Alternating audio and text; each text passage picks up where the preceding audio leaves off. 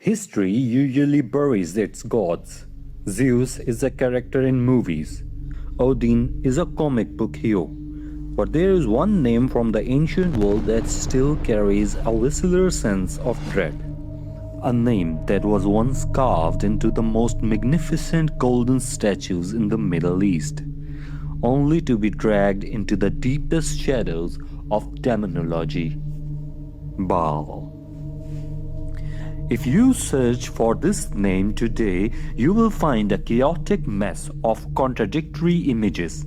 A majestic storm god holding a lightning bolt, a terrifying three-headed demon from a medieval grimoire, and a king of the Jinn feared by occultists. But who or what was the original entity? To understand why this name has survived for 3000 years, we have to look at a civilization that disappeared, a religion that was systematically erased, and a god who was rebranded into the ultimate personification of evil. This isn't just an ancient history, it's a forensic investigation into how a culture's greatest protector became its most feared shadow. 3000 years ago, if you lived in the Levant, the region we now know as Syria, Lebanon, and Israel, Baal was not a demon. He was the CEO of the universe. To the Canaanites and Phoenicians, the word Baal wasn't even a proper name. It was a title meaning lord, master, or owner. He was the god of storm, the rider of clouds, and the bringer of the autumn rains. In a land where a single dry season meant a slow, agonizing death for your entire village, Baal was the only thing standing between civilization and the void.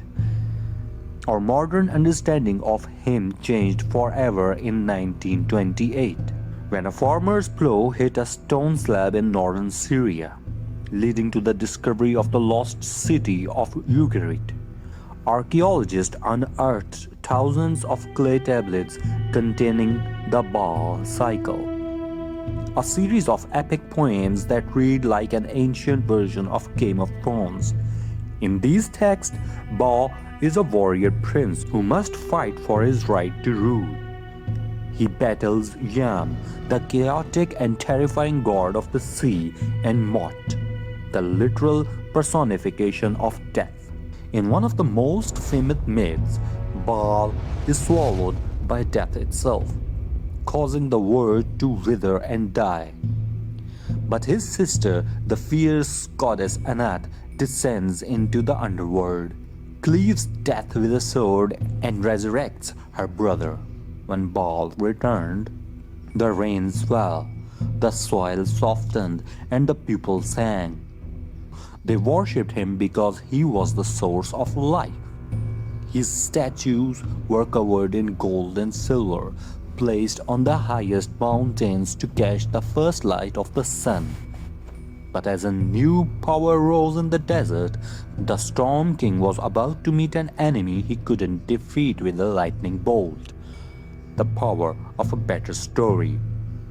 As the Israelites established their monotheistic faith, Baal became their primary ideological rival. The two religions were locked in a zero-sum game for the soul of the region. The Bible describes this as a brutal cultural war. There is a famous showdown on the Mount Carmel where the prophet Elijah challenges 450 prophets of Baal to a fire-starting contest to see whose God is real. According to the text, the prophets of Baal danced and slashed themselves for hours, but their God remained silent, a shadow that couldn't answer. But the real blow to the Baal's reputation came from a subtle linguistic edit. To mock him, his enemies began calling him baal-zebul. In the original Canaanites, this title was baal-zebul, meaning the Lord of High Prince, or the Lord of the heavenly dwellings. By changing just one letter, his rival turned his name into the Lord of Flies. They took the King of Heavens and turned him into the King of rotting meat, filth, and buzzing insects. The original storm god was almost entirely forgotten. While the name calling was effective, there was a far darker accusation that cemented Baal's statue as a monster: the claim of child sacrifice. This is the shadow that has haunted his name for 2 millennia. Ancient Greek and Roman historians such as Diodorus claimed that in Carthage, the greatest colony of the Baal worshipping Phoenicians, there stood a massive bronze statue of God with his arm outstretched and palms turned upwards. According to these accounts, during times of extreme national crisis, the elite families of the Carthage would place their infants into those bronze hands. The statue was tilted in such a way that the children would slide off the palm and into a roaring furnace below, while flutes and drums drowned out the cries so that the parents couldn't feel the sting of their sacrifice. They called this entity Moloch, but in Carthage, he was Baal Hamon. For decades, modern historians thought this was just wartime propaganda, fake news spread by the Romans to justify their total genocidal destruction of Carthage. We wanted to believe humans weren't capable of such shadows, but recent archaeological digs in the Tophet burial grounds have found thousands of tiny limestone markers and urns containing charred remains of infants. The debate is still raging in 2026.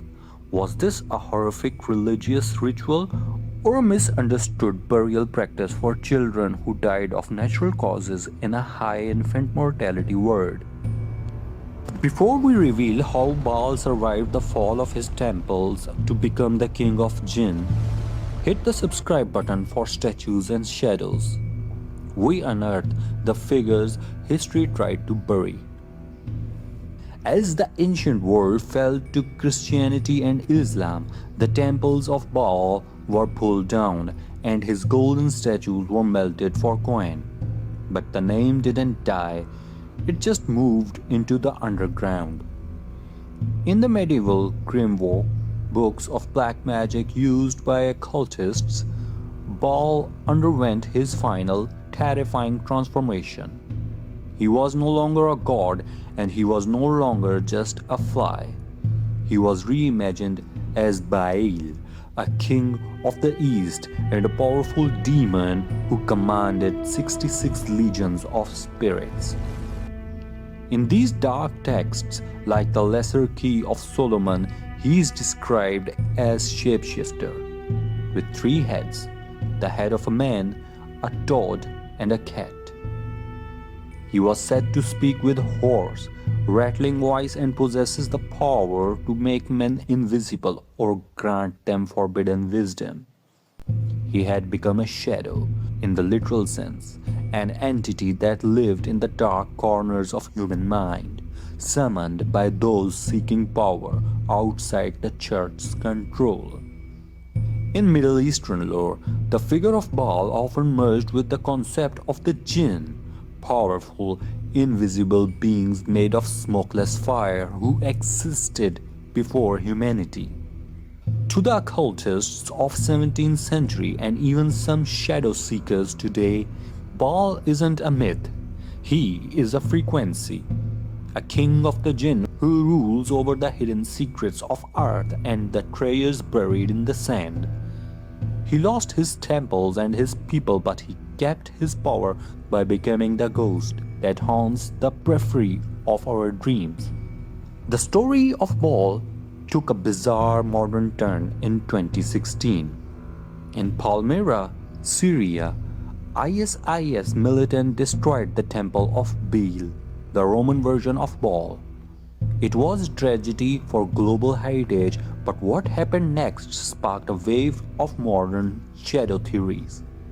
In response to the destruction, a 3D printed replica of the 50-foot Arch of the Temple of Baal was created and displayed in the centers of the global powers, in London and in New York. To the public, it was a beautiful gesture of resistance against terrorism, but to the shadow hunters of the internet, it was something far more symbolic. They saw the return of the arch as an invitation, a doorway for an ancient energy to return to the modern world. They pointed out that the arch was unveiling during the festival of Beltane, an ancient fire festival. Whether you believe in supernatural or not, the global reaction was a testament to the lingering power of the name. Even in the world of fiber optics, artificial intelligence, and secularism, the name Baal still triggers a primal, superstitious response. We will still obsessed with the Lord of High Dwelling because he represents the part of our own history we haven't fully processed. So what was Baal? Was he a protector who brought the rain and saved a civilization from drought?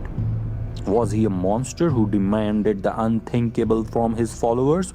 Or was he simply the victim? The truth is that Baal is a mirror. When the ancient Canaanites looked at him, they saw a majesty, a terrifying power of storm. When the Romans looked at him, they saw a rival to be crushed and demonized. And when we look at him today, we see our own fascination with dark, the occult, and the forbidden. He is the king who never truly abdicated his throne. He just moved it into the shadows, waiting for us to stop looking at the gold and start looking at the truth behind the names we were told to fear. History has tried to bury him under the desert sands, linguistic jokes, and demonic labels, but he remains. He didn't die, he just changed his mask. So what do you think? Was Baal a real entity whose power we have forgotten, or just a victim of historical propaganda? Does a god truly die when their statues are broken, or do they just find a new place to hide? Let's debate in the comments section. If you want more scripts like this, make sure to like and subscribe to Statues and Shadows.